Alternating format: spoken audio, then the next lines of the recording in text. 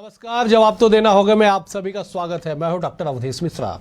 छत्तीसगढ़ में एक नई सियासत चल पड़ी है पिछले कुछ दिनों से जमीन के गाइडलाइन वेट को लेके। दरअसल सरकार ने जमीन का गाइडलाइन वेट बढ़ाने का निर्णय लिया, जिसके बाद चौतरफा विरोध जो है वो देखने को मिला। क्या सियासी गलियारा, क्या जमीनी अखाड़ा, सब तरफ जो है मंत्रियों तक को, बीजेपी के प्रदेश अध्यक्ष को विरोध का सामना करना पड़ा। आनन फानन में सरकार ने निर्णय लिया कि इस पे फिर से विचार किया जाएगा और अंततः 4 बिंदुओं का महत्वपूर्ण प्रेस नोट जारी करके कहा गया कि अब इसमें संशोधन कर दिया गया। लेकिन जमीन के गाइडलाइन वेट पे फ्रंट लाइन पे राजनीति अभी भी जारी है। क्या वजह है और क्या इसका असर होगा, इस तमाम विषय पे करेंगे चर्चा। लेकिन उससे पहले देख लीजिए ये खास रिपोर्ट।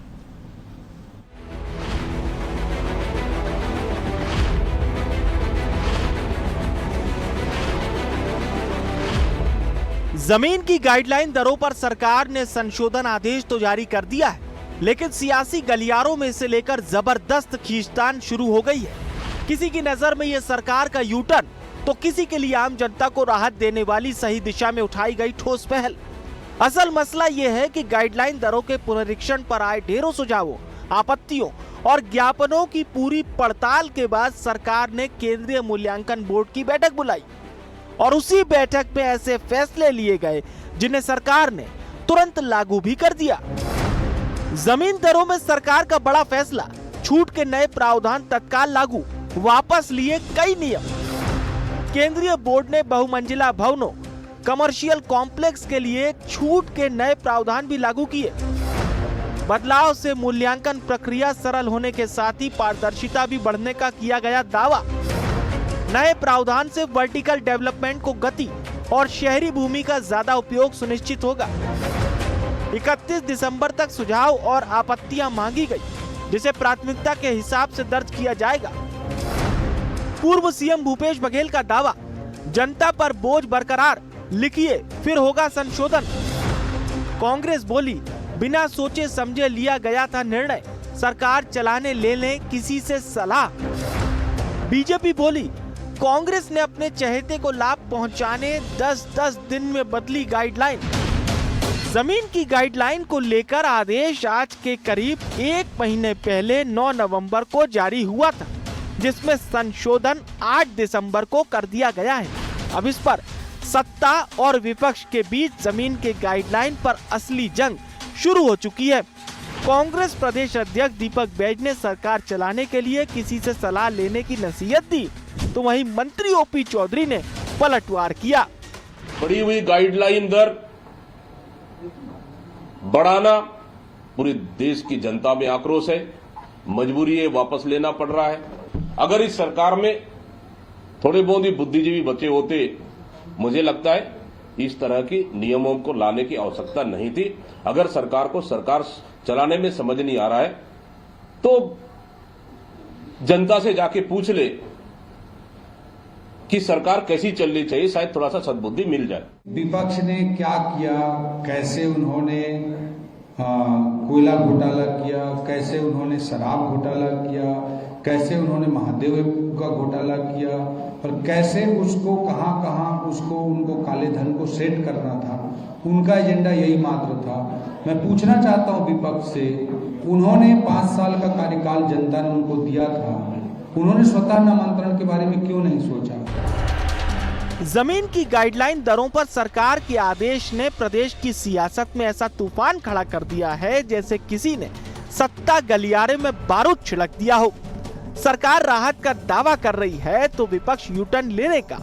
कुल मिलाकर जमीन गाइडलाइन पर जारी विवाद सिर्फ नियमों की बहस के साथ साथ सियासी जमीन कब्जे की लड़ाई भी बन चुका है और गाइडलाइन रेट पर फ्रंट लाइन पॉलिटिक्स चल रही है। Bureau report, BSTV Chhattisgarh. कि आप समझ गए होंगे कि क्या सियासी माजरा है और क्या जमीनी हकीकत। इसी विषय पे करेंगे चर्चा। 3 बेहद विद्वान बुद्धिजीवी मेहमान हमारे साथ मौजूद है। मेहमानों का परिचय सबसे पहले आपसे करा देता हूं। बीजेपी की ओर से शिवचंद सुंदरानी जी, आप वरिष्ठ नेता है, विधायक भी रह चुके हैं। सुंदरानी जी, बहुत स्वागत है आपका। कांग्रेस की ओर से सुरेंद्र वर्मा जी है, विद्वान नेता है, प्रवक्ता है। सुरेंद्र जी, आपका बहुत स्वागत है। सूबे की सियासत पे पैनी नजर रखने वाले, राजनीति के हर पहलू को करीब से जानने वाले डॉक्टर अनिल द्विवेदी भी हमारे साथ। अनिल जी, आपका भी बहुत बहुत स्वागत है। अनिल जी, जरा समझाइएगा कि गाइडलाइन वेट पे फ्रंटलाइन पॉलिटिक्स जारी है, चाहे 9 नवंबर 2024 हो या 8 दिसंबर 9 नवंबर 2025 हो या 8 दिसंबर 2025। बीते 1 माह पे इस पे भरपूर सियासत हुई। क्या इसका असर होगा और अब जो निर्णय सरकार ने लिया वो क्या आपको महसूस कराता है कि क्या इसका असर होगा? देखिए अवधेश जी, मुझे इस मामले को देख करके एक ललित मोहन बहुत बड़े उपन्यास कर रहे देश के, उन्होंने एक उपन्यास लिखा था सबे भूमि सरकार की। तो सरकार की भूमि तो सरकार की ही होती है। आप और हम तो उसमें किराएदार हैं और रॉयल्टी देकर के उसमें जिंदगी भर रहते हैं। जहां तक इस मुद्दे की बात है, निश्चित तौर पर एक घमासान तो मचा है। सरकार ने अचानक जिस तरह कलेक्टर गाइडलाइन जमीनों की बढ़ाई, दरें बढ़ाई, उसके बाद फिर जनता को यह फैसला पसंद नहीं आया, उसका विरोध भी हो रहा है।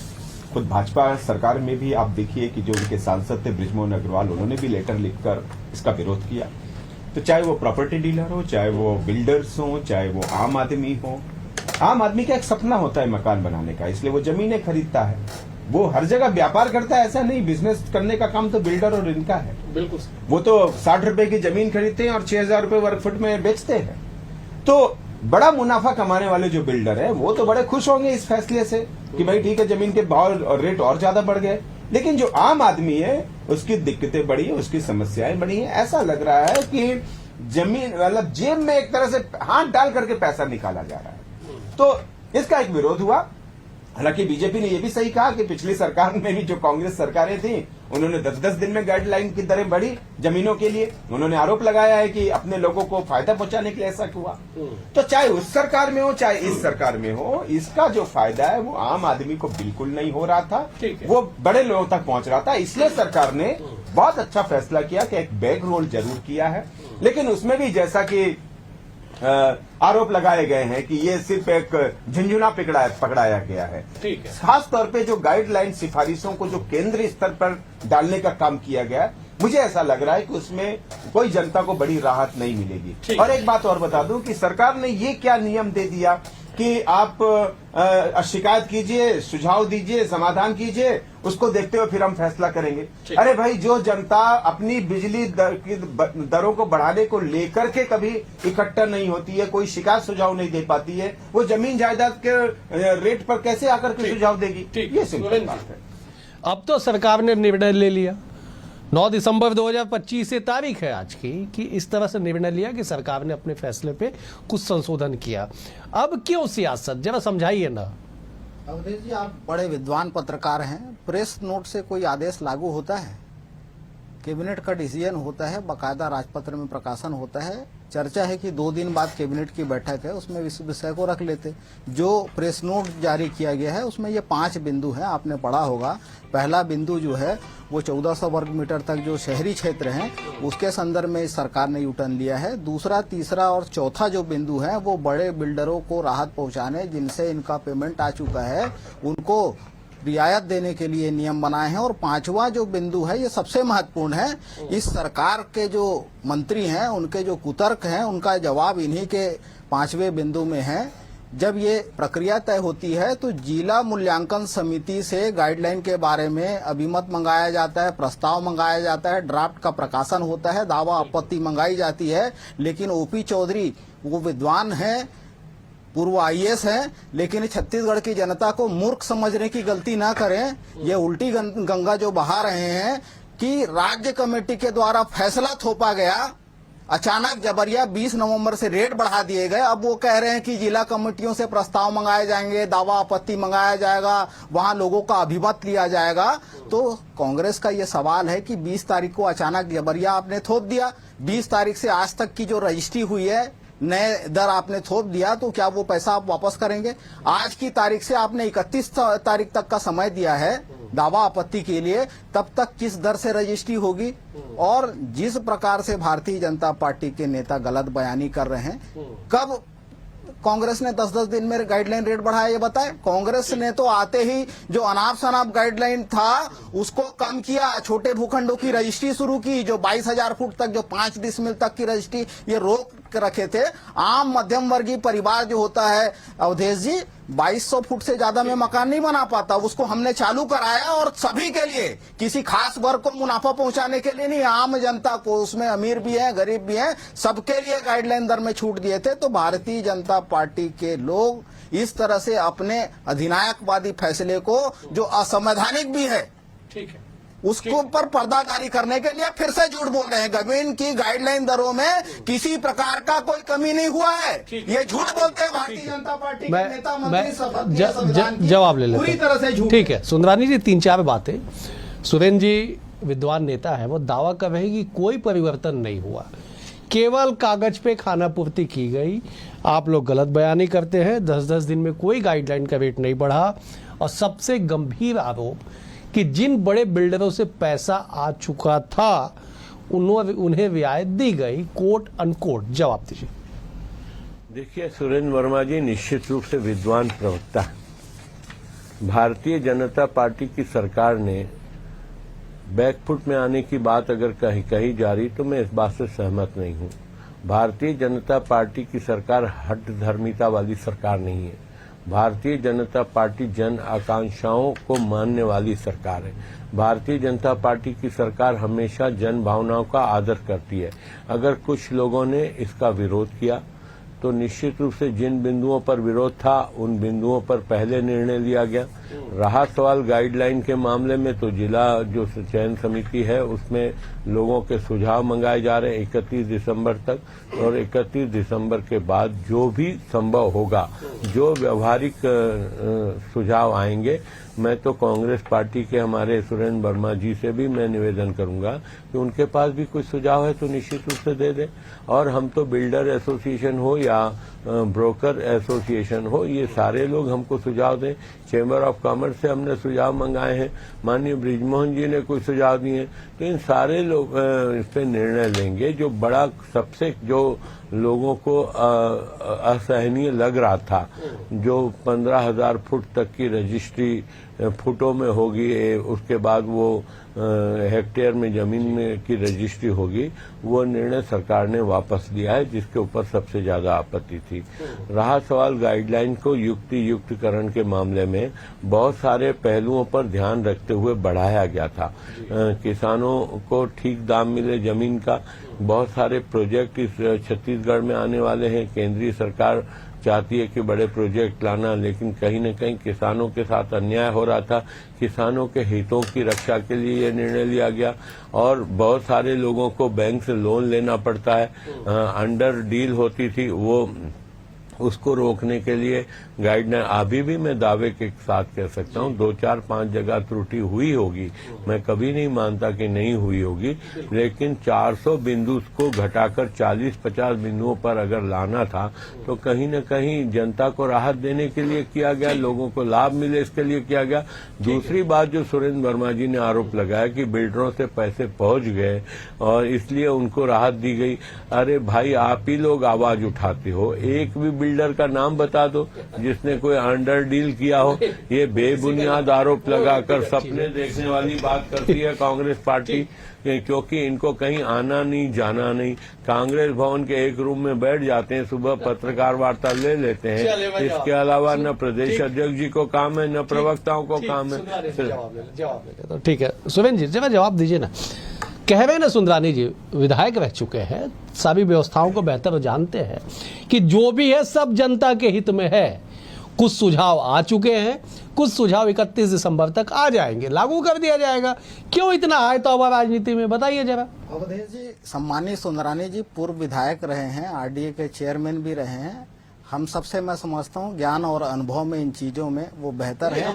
लेकिन मेरा यही कहना है कि देखिए उनकी प्रतिबद्धता देखिए पार्टी के प्रति, जो अव्यवहारिक निर्णय हैं, जो जन विरोधी निर्णय हैं, उनके लिए भी उनको कहना पड़ रहा है कि जो मल्टी स्टोरी बिल्डिंग के लिए रियायत मिली है उससे किसानों का लाभ होगा, तो ये उनकी मजबूरी है, वो खुल के नहीं कहेंगे। मैं सम्मान करता हूं, मैंने ये नहीं कहा भाई साहब, ये सरकार जो है, ये सरकार जो है, जी आप बड़ा सम्मान करता हूँ। मैंने कहा बहुत सारे प्रोजेक्ट केंद्र के आने वाले हैं, उसमें किसानों को सही मूल्य नहीं मिल रहा है, वो तो आपने गाइडलाइन बढ़ा दी गई। ठीक है सुंदरानी जी, आपकी बात आ गई।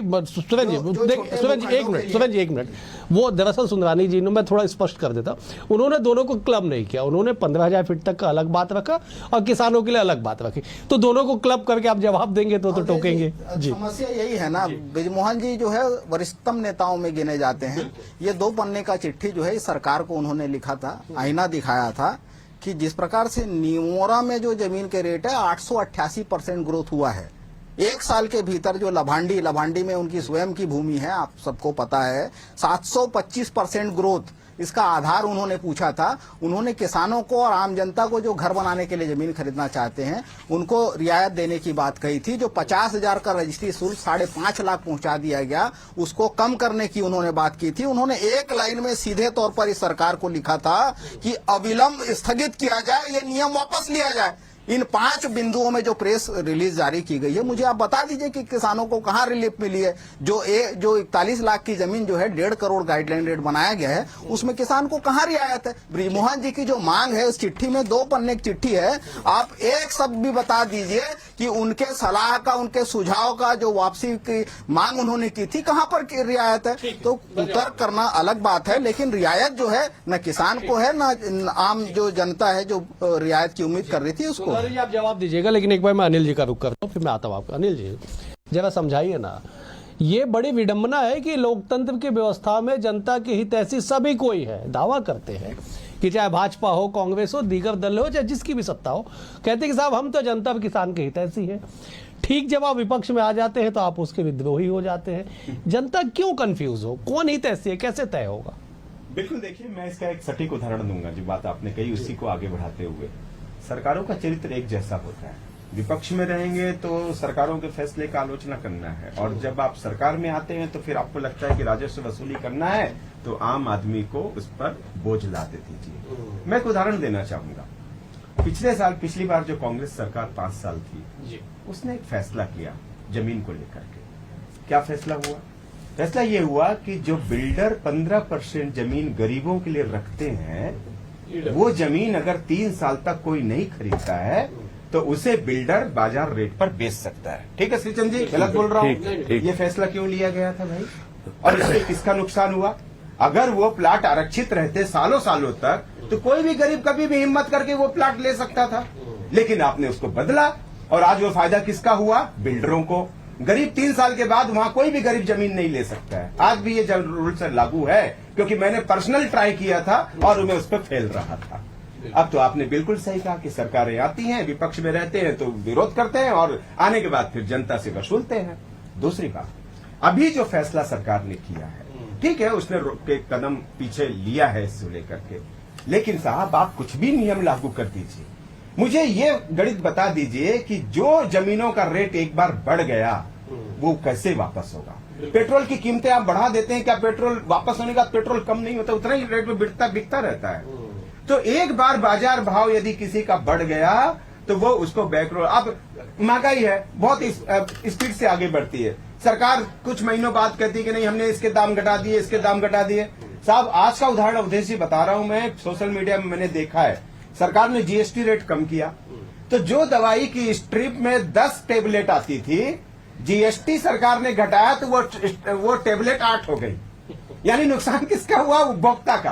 कंपनियां कितनी चालाक हैं कि जीएसटी घट गया तो उन्होंने 10 टेबलेट की जगह 8 टेबलेट दी है। ये मेरा पर्सनल उदाहरण है, मैंने देखा इस चीज को। तो ये जो बाजार की बदमाशियां है, सरकार को इस पे इंस्पेक्टरों को लगा करके बाजार के रखकर ये चीजों को रोकने की जरूरत है, ताकि जब सरकार कोई फैसला कर रही है तो उसका सही लाभ उपभोक्ता को और आम जनता को मिले। ठीक है सुंदरानी जी, जनता के लिए, जनता के द्वारा चुनी हुई सरकार जनता की हितैषी है, ये कहा जाता है। अनिल जी ने बेहतर उदाहरण दिया कि साहब जब गाइडलाइन रेट बढ़ाई गई, जो परिवर्तन हुआ, उसके बाद जो जमीन की कीमतें बढ़ गई, अब क्या वो कम होगा? नंबर 1। नंबर 2, सुरेंद्र जी ने सवाल उठाया, इस बीच में जो रजिस्ट्री हुई उनको पैसा क्या लौटाया जाएगा?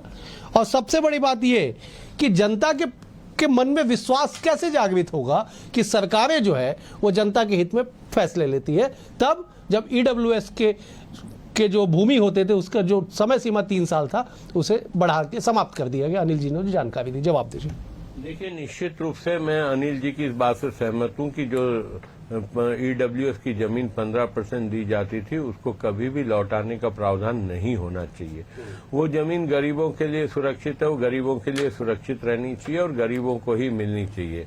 अब पता नहीं कि किन परिस्थितियों में पिछली सरकार ने इसको निर्णय लिया था, मैं उस पर कोई कटाक्ष नहीं करना चाहता। सरकार उसको वापस ले सकती है। नहीं, निश्चित रूप से अब आपका सुझाव आया तो हम भी इस सुझाव को आगे बढ़ाएंगे। लेकिन पिछली हमारी सरकार में ऐसा नहीं था। जो ईडब्ल्यूएस के लिए जमीन ली जाती थी डॉक्टर रमन सिंह जी की 15 साल की सरकार में ऐसा नहीं था। लेकिन अभी 2 साल से विष्णु देसाई जी की सरकार लगातार संशोधन कर रही है और संशोधन करके जहां जहां पे लीकेज थे लीकेज बंद किए जा रहे हैं। लेकिन उसके बाद प्रश्न चिन्ह खड़ा किया जाता है और अगर सरकार उस निर्णय को मान लेती है जो जनता की तरफ से आवाज उठती है तो फिर ये पर्दे के पीछे और पैसा लेने की बात और बिल्डरों के पैसा पहुंचाने की बात, इस प्रकार के आरोप कांग्रेस लगा देती है या जनमानस में इस बात की चर्चा करके भ्रम फैलाने का काम करती है। हम तो निर्णय ले रहे ना, लीकेज बंद करना हमारा काम है, क्योंकि लीकेज जो होता है 2 प्रकार के नुकसान होते हैं। एक तो छत्तीसगढ़ राज्य को भी राजस्व का नुकसान होता है, दूसरा केंद्र को भी जो इनकम टैक्स होता है और प्रत्यक्ष रूप से वो भी पैसा राज्य को आता है। तो 30% का जो इन्होंने गाइडलाइन कम करके कहीं न कहीं इनकम टैक्स पे चोट करने का काम भूपेश बघेल सरकार ने किया था। खुद का राजस्व पूरा वसूलना और केंद्र के राजस्व में कटौती हो, अप्रत्यक्ष रूप से उसका नुकसान भी प्रदेश को भोगना पड़ा। आज अगर हम युक्तिकरण कर रहे हैं, आज भी मैं आपको अनिल जी बताऊंगा डॉक्टर साहब कि जो गाइडलाइन है आज की बढ़े हुए गाइडलाइन की मैं बात कर रहा हूं, चाहे वो 600% की बात करो, 500% की बात करो, 800% की बात करो या 50% की बात करो या 10% की बात करो, आज भी 90% जगह ऐसी है जहां पे गाइडलाइन की दर से आज भी जमीन का मूल्य बाजार मूल्य ज्यादा है। आज बढ़ी हुई दर में शंकर नगर 2200 पे था रजिस्ट्री शुल्क स्क्वायर फीट का और बढ़ा के 3200-3300 रुपए फीट किया गया। लेकिन क्या शंकर नगर में आप 3200-3300 रुपए फुट में आज भी जमीन ले पाएंगे क्या? लेकिन कितना बड़ा राजस्व का नुकसान होता था। तो कोई सरकार अगर लीकेज बंद करना चाहती है, आप उस पर प्रश्न चिन्ह खड़ा करते हो। सरकार आज हमारी है, कल किसी और की हो सकती है, लेकिन ये प्रदेश के हित के जो फैसले हैं, कम से कम उस मामले में राजनीति किसी दल को नहीं करनी। ठीक है सुरेश जी, बहुत संक्षेप में बताइएगा, जो प्रदेश हित के मामले उस पर सियासत ना हो, प्रदेश का विकास आखिरकार हर व्यक्ति की अभिलाषा है, हर राजनीतिक दल चाहता है कि ऐसा होना चाहिए, क्यों विरोध? ये दावे पूरी तरह से झूठे हैं। पिछले 18 दिन के आप रजिस्ट्री के आंकड़े निकलवा लीजिए, जिला पंजीयन कार्यालय में 15 से 20% भी रजिस्ट्री नहीं हो पा रहे हैं। गलत तरीके अपनाने के लिए ये बाध्य कर रही है सरकार। एग्रीमेंट बन रहे हैं, पावर बन रहे हैं, गिफ्ट हो रहे हैं। और जो अभी सुंदरानी जी दावा कर रहे हैं, ये शंकर नगर में 2200 का रेट और जो केंद्रीय लभांडी निमोरा वहां पर 4200 का रेट। हम ये कह रहे हैं कि गाइडलाइन बढ़ने से जमीन की कीमतें बढ़ गई। आपको अपने लिए जमीन खरीदना है तो वर्तमान में जो 600 रुपया था निमोरा में केंद्रीय में, यहां से 15 से 18 किलोमीटर दूर है, वहां 4200 किया गया। शंकर नगर के आसपास आपको 1 किलोमीटर के दायरे में 4200 में जमीन मिल जाएगा। आपको अपने लिए जमीन खरीदना है तो आप केंद्रीय निमोरा जाएंगे। तो किसानों की जमीन, वही दूसरी तरफ सेंट्रल इंडिया का सबसे बड़ा प्रोजेक्ट है, जिस तरह से यहाँ पर सफायर ग्रीन है, स्वर्ण भूमि है, आज भी 2000 रुपए फुट। तो किसान की जमीन निमोरा में 4200 रुपए रखेंगे आप, तो आपको अपने मुनाफाखोरी की भूख जो है वो जनता को, जो किसान हैं, जो छोटे व्यवसायी हैं, उनके आप जेब काटना चाहते हैं। तो यह व्यवहारिक फैसला है, ये पूरी तरह से आप दीजिएगा, मैं अनिल जी के पास जाऊंगा, फिर समापन करूंगा। ठीक है, 10 सेकंड में। मैंने पहले ही कहा कि कुछ परसेंट 10%, 5% ऐसा हो सकता है जहां पे त्रुटियां हुई हो, उसके लिए पूरे प्रदेश 10 में शिकायत है सुधराने की, 10% नहीं है। अनिल ठीक है अनिल जी बहुत संक्षेप में कहिएगा साहब, सरकारों के निर्णय खास करके इस मामले पे गाइडलाइन वेट पे लेके जो सरकार ने निर्णय लिया है, क्या जनता उससे संतुष्ट होगी, खासकर 31 दिसंबर के बाद जो तमाम बातें निकल के आ रही है? बहुत संक्षेप में। सरकार पूरी तरह ईमानदारी दिखानी चाहिए। कांग्रेस प्रवक्ता ने बहुत अच्छे दरें बताई हैं, एक आंख खोलने वाला उदाहरण दिया है उन्होंने कि किसानों की जमीन कितनी महंगी मिल रही है और शंकर नगर पास इलाके में जमीन सस्ती है। तो इस पर सरकार को गौर करना चाहिए। सांसद बृजमोहन अग्रवाल जी ने बहुत अच्छे सुझाव दिए हैं। पार्टी बीजेपी तो पहचान ही इसलिए जाती है कि अगर जनता के हित में है तो वो बैक रोल कर लेगी, कोई प्रॉब्लम नहीं है। तो ये होना चाहिए। एक मंत्री का जिद पे अड़ी हुई है सरकार फैसला ले। मेहमानों का बेहद शुक्रिया, सुंदरानी जी आपका शुक्रिया, अनिल जी आपका शुक्रिया, सुरेंद्र जी आपका भी बहुत बहुत शुक्रिया। कुल मिलाकर इस बात को समझिए गया कि जमीन की गाइडलाइन वेट को लेकर मचा ये बवाल कब शांत होगा वक्त तय करेगा, लेकिन फिलहाल लोग इंतजार कर रहे हैं कि सरकार लोकहित में जनहित में कब निर्णय लेगी। फिलहाल आज के लिए इतना ही, कल एक और विषय के साथ होगी मुलाकात। बने हुए BSTV के साथ, नमस्कार।